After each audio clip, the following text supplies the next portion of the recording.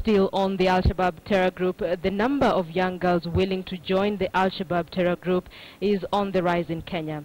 This is now being viewed as a new tactic by the group to strengthen its operations. The girls are said to not only be used to entertain the militants, but also as spies. KTN's Ian Wafula has the details. Their journey to join the Al-Shabaab terror group was cut short, according to the arresting CID officer Yvonne Mulobi. With them, an assortment of items the details the officer said were questionable and would provide more evidence linking them to the terror group. They carried laptops and accessories, pocket phones, surveillance pens, military boots, among other items.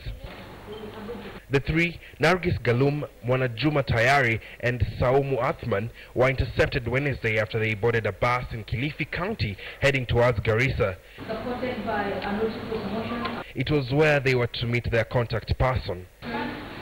Of more interest to the magistrate was Mwajuma Tayari, a mother of three, traveling with her 2-year-old child. The order to have them detained for 30 days prior to investigations prompted the magistrate to request for special treatment for Mwajuma, who would be forced to stay with her infant behind bars.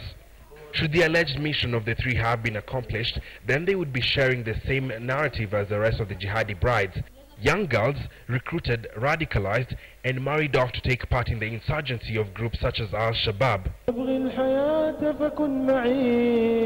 But what is so attractive about these extremist groups that seems to be attracting a certain age group of girls despite even the risk of being turned into sex slaves? Many are lured with money. Many are recruited online and lured with money that they even receive. Someone sends a wire transfer to them, and they receive the money, they feed their family. When someone has been sleeping hungry and living a defeated life financially, and suddenly they have this free money coming, they don't care. Mwenda Mbijiwe brings to the fore what seems to be a new tactic adopted by the terror group during its operations, leading to their thirst for young and fresh blood. It's a concept in military doctrine where women are used in war for two reasons. One, to extract information from the enemies. So they pose as prostitutes, they sleep with the enemy combatants and gather information from them. The second part of that dogs of war is where they go and entertain these men sexually, the men that are fighting. So they have no need to want to go back home. They have these dogs of war ready available to them. But Kenya is not the only place where young thugs have fallen prey to the extremist groups around the world.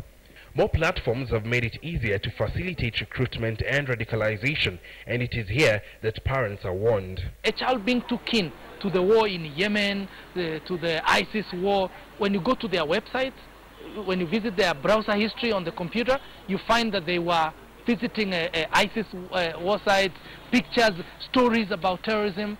These are signs that a parent should be able to see. Most parents are not vigilant to notice this change of behavior. the details. The case of the three is just an anecdote of the bigger picture. Thousands of youth in the country are vulnerable, and security experts are now concerned that Kenya seems to be top on the list for the Al-Shabaab group and its recruiters due to the security loopholes in place. Ian Wafula, KTN News.